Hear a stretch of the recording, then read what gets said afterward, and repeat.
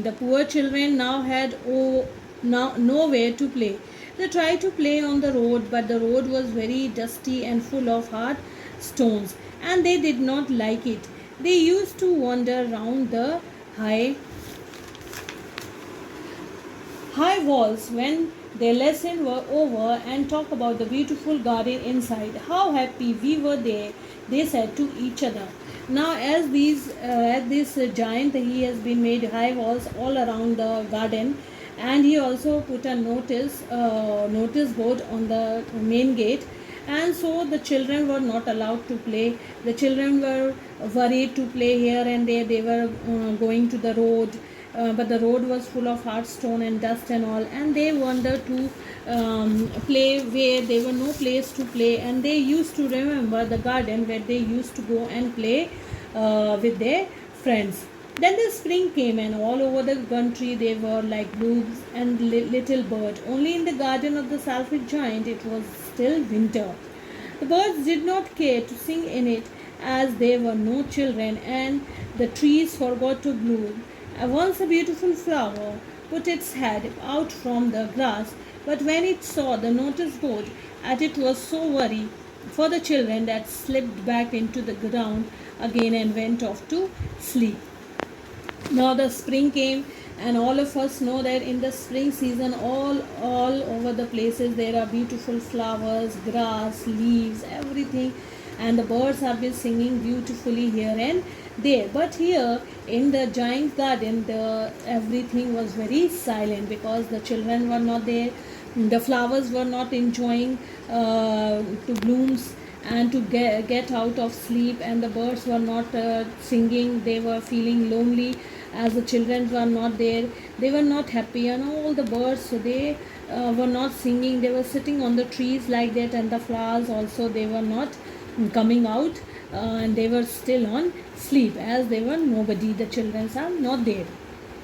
The only people who were pleased were the snow and the frost. Spring has forgotten this garden, they cried, so we will live here all the year round. And there were nobody to please. They were only the snow and frost were there, and spring also forgotten this garden, as there were nobody to enjoy the spring season.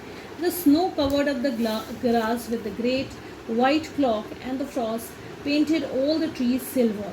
Then they invited the north wind to stay with them. Now what happened? Now everything was very silent, and the snow has covered the grass, and frost was there, and they invited north wind to stay with them. Who invited? The garden. The trees and the birds, all them, they invited the north wind. He was wrapped in furs, and he trod all day about the garden and blew the chimney pots down. This is delightful spot, he said. We must ask the hail to visit us. So the hail came every day for 3 hours. He rattled on the roof of the castle till they broke most of the slates, and then he ran round and round the garden as fast as he could go. He was dressed in grey, with his breath was like ice. Now, first of all, they have invited the north wind, then later on they invited the hail, and it goes rounded, and this hail has broke up to many of the slates of the roof, and it goes round and round, and then they breathe in a like a ice. Means everything was very cold enough there. The snow was there, the frost was there, the hail was there, but the children was not there. I cannot understand why the spring is so late in coming, said the selfish giant, as he sat on the window and looked out at the his cold white garden. I hope there will be a change in the weather. Now this giant was eagerly waiting for the spring season, and he talked to himself that why I cannot understand that why the spring is late. And he sat in the window at the window and looked out the cold white garden, and he thought to himself that now it must be change in the weather. But the spring never came, nor the summer. The autumn gave golden fruits to every garden, but to the giant garden she gave none. Now the spring came and gone, the summer came and gone, and the autumn came, and every garden there were golden fruits, but the giant garden, there were no fruit at all. And he is too selfish, she said. So it was always winter, and the north wind, and the hail, and the frost, and the snow danced about through the trees. One morning, the giant was lying awake in bed when he heard some lovely music. It sounded so sweet to his ear that he thought it must be the king musician passing by. It was really only a little linnet singing outside the window, but it was so longer since he had heard a bird singing in his garden that it seemed to him to be the most beautiful music in the world. Then the hail stopped dancing over his head, and the north wind ceased roaring, and the delicious perfume came to him through the open casement. I believe the spring has come at last, said the giant, and he jumped out of his bed and looked out. What did he see? Now all these, the winter was there, hail was there, frost, everybody was there, but there were no season, nothing was in the giant garden, and he was worrying that why this has happening. And one morning, as he was awake in his bed, he found that something was very beautiful sounded to his ears, and he just imagined that it might be the king's musician passing by, and he found that it was a small bird who was singing so beautiful outside his window. And as he heard this bird singing, he jumped out to see that the season is there. And then he found the hail was also stopped dancing to his head, and the north wind and all these, they found that all was very silent, and everybody was dancing. And the giant jumped out of his bed and to look out is what is outside. What did he see? Now what he found?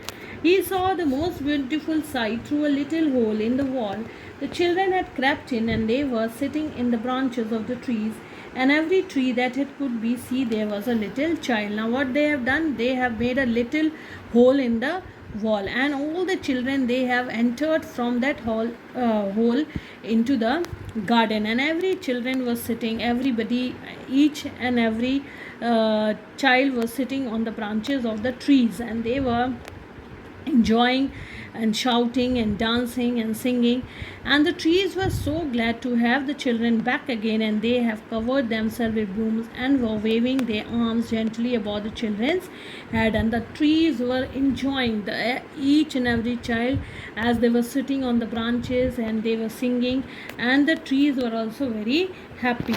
The birds were flying about the twittering with delight, and the flowers were looking up through the green grass and laughing. It was a lovely scene. Only in one corner it was still winter. It was farthest corner of the garden, and in it was standing a little boy. He was so small that he could not reach up the branches of the tree, and every child was playing and singing and dancing, and the birds were also very happy. They were flying here and there, and they in that so crowded with these children in the garden, they found a little boy. He was standing at the farthest corner of the garden, and he was so small that he can't reach to one of the branches of the trees.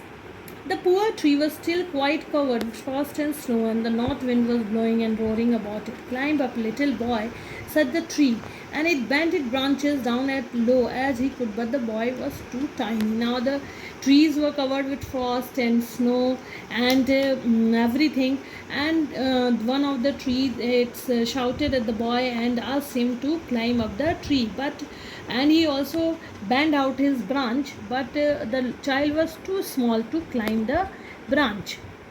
And the giant heart melted as he looked out. "How selfish I have been," he said. "Now I know why the spring would not come here. I will put the poor little boy on the top of the tree, and then I will knock down the wall, and my garden shall be children's playground forever and ever." He was really very sorry for that he had done. Now when he found that how the garden was looking so beautiful, the children are so happy, the trees are happy, the birds are happy, then the giant realized that how selfish he was, just he talked to himself that after the next day I will put down the walls down, and I will allow all the children to enter in my garden and play in my garden. How happy the garden was, the grass, the trees, the birds, everything, and how selfish I was.